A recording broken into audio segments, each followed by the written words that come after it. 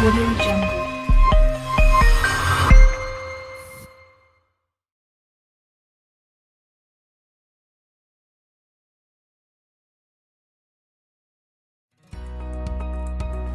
Assalamualaikum warahmatullahi wabarakatuh. Sampurasun, salam pramuka. Perkenalkan, nama kakak Denny Reswana sebagai pembina Pramuka Putra SMK Negeri 2 Kota Bogor, Ambalan Teknologi 1 dan Sri Kandi Teknologi. Selamat berjumpa kembali dalam acara pengenalan lingkungan sekolah dan orientasi Pramuka SMK Negeri 2 Kota Bogor tahun ajaran 2021-2022. Pada kesempatan kali ini akan memaparkan tentang sejarah pramuka dunia dan Indonesia. Pramuka dikenal sebagai figur yang suka menolong dan juga bekerja sama. Kata pramuka adalah singkatan dari Praja Muda Karana. Artinya, jiwa muda yang suka berkarya dalam proses pendidikan yang menyenangkan bagi anak muda.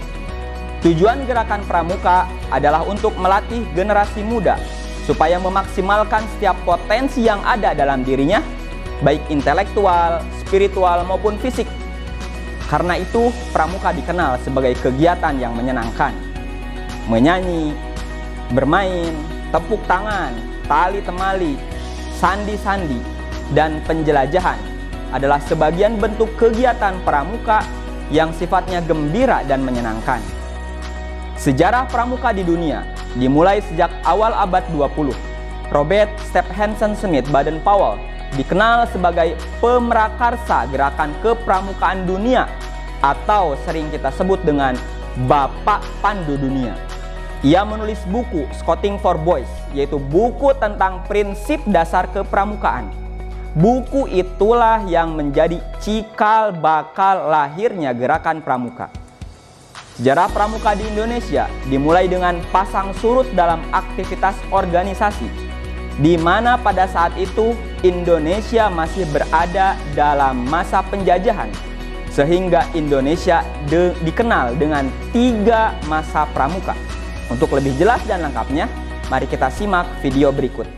Perkenalkan, dia adalah Robert Stephenson Smith Baden-Powell.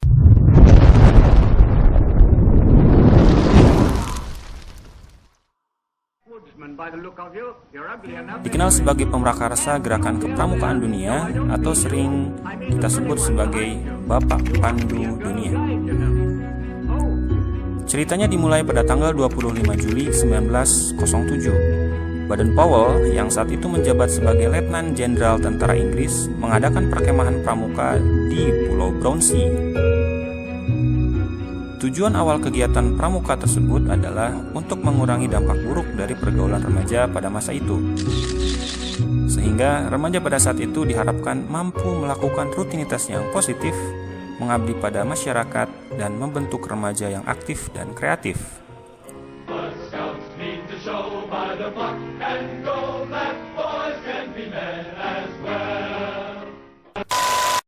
Pada tahun 1908, Baden-Powell menulis buku yang berjudul Scouting for Boys tentang prinsip-prinsip dasar kepramukaan. Tapi sebetulnya buku tersebut merupakan buku yang diadaptasi dari panduan Baden-Powell terdahulu, yakni Aids to Scouting, yaitu tentang bagaimana para tentara bisa hidup di alam. Peluncuran buku tersebut itu menjadi cikal bakal lahirnya gerakan pramuka. Sejak saat itu, kian banyak bermunculan organisasi-organisasi kepramukaan, sehingga gerakan pramuka tidak hanya dikenal di Inggris, tetapi juga dikenal di negara-negara lain di dunia. Dan waktu itu awalnya gerakan pramuka hanya didominasi laki-laki. Namun sejak tahun 1912 muncul organisasi pramuka yang bernama Girl Guides, yang didirikan oleh adiknya Baden-Powell, yaitu Agnes Baden-Powell. Organisasi tersebut kemudian dilanjutkan oleh istrinya Baden-Powell, dan sampai sekarang, sehingga pramuka tidak hanya melibatkan laki-laki, akan tetapi juga para perempuan. Kemudian pada tahun 1922, Baden-Powell menerbitkan bukunya yang kedua, yaitu Roving to Success atau Menjelajah Menuju Sukses. Buku tersebut menceritakan tentang seorang pemuda yang terus mengayuh sampan hingga akhirnya menuju pantai bahagia. Buku tersebut kian menginspirasi berkembangnya gerakan kepramukaan di dunia saat itu.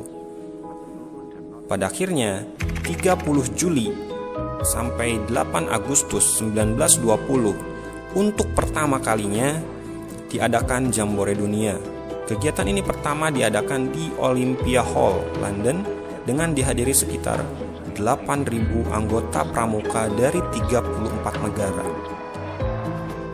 Di dalam acara tersebut, Baden-Powell dinobatkan sebagai Chief Scout of the World, atau yang kita kenal dengan Bapak Pandu Sedunia.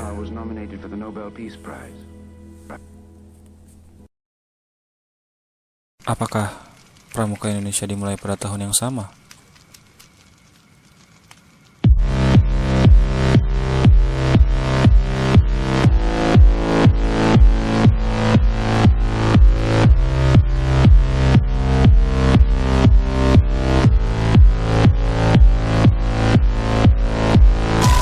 Gerakan Pramuka Indonesia dimulai sejak tahun 1912.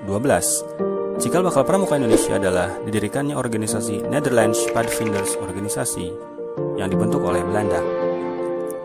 Kemudian, pada tahun 1916, organisasi tersebut berganti nama menjadi Netherlands Indisch Padvinders Vereniging. Istilah Padvinders merujuk kepada istilah untuk organisasi pramuka yang ada di negeri Belanda. Penggunaan istilah Padvindery mendapat larangan dari Belanda, kemudian para tokoh nasional Indonesia mengganti istilah Padvindery dengan pandu atau kepanduan. Pada tahun yang sama, dibentuklah organisasi kepemudaan Indonesia bernama Javanese Padvinders Organisasi yang diprakarsai oleh SP Mangkunegara ke-7.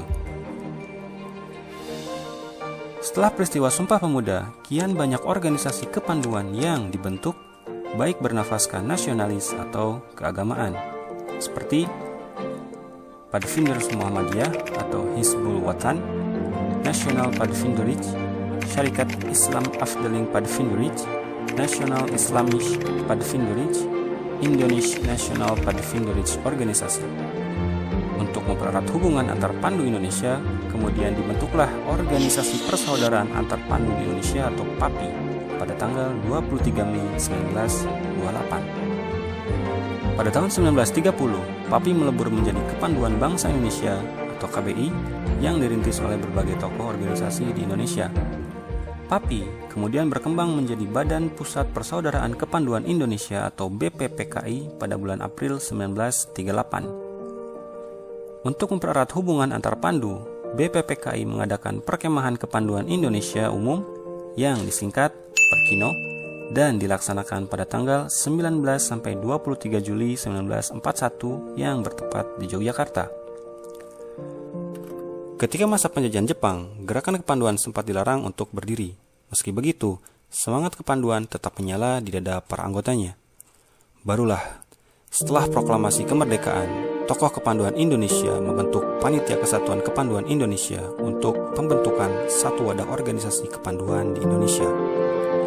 Maka dari itu, diadakanlah Kongres Kesatuan Kepanduan Indonesia pada tanggal 27 sampai 29 Desember 1945 yang bertepat di Surakarta, dengan hasil terbentuknya Pandu Rakyat Indonesia yang kemudian diakui pemerintah sebagai satu-satunya organisasi kepanduan melalui keputusan Menteri Pendidikan, Pengajaran, dan Kebudayaan pada tanggal 1 Februari 1947. Akan tetapi, keputusan tersebut dianulir sehingga kelompok lain bisa membuka organisasi kepanduan dan Pandu Rakyat Indonesia bukan lagi satu-satunya organisasi kepanduan di Indonesia. Di awal tahun 60-an, diperkirakan ada lebih dari 100 organisasi kepanduan di Indonesia. Keseluruhan organisasi kepanduan yang ada bernaung pada 3 federasi utama, yakni Ikatan Pandu Indonesia atau IPINDO bagi anggota pandu pria, serta PKPI Persatuan Kepanduan Putri Indonesia dan POPINDO Persatuan Organisasi Pandu Putri Indonesia untuk organisasi pandu wanita. Akhirnya pada tahun 1961 Gerakan Pramuka terlahir. Hal ini dilatar belakangi kian banyaknya organisasi kepanduan di Indonesia. Pada tanggal 14 Agustus 1961 dilakukan pelantikan Mapinas, Kuarnas, dan Kuarnari di Istana Negara, serta penganugerahan panji-panji gerakan pramuka. Maka dari itu, tanggal 14 Agustus kemudian diperingati sebagai hari lahirnya Gerakan Pramuka Indonesia.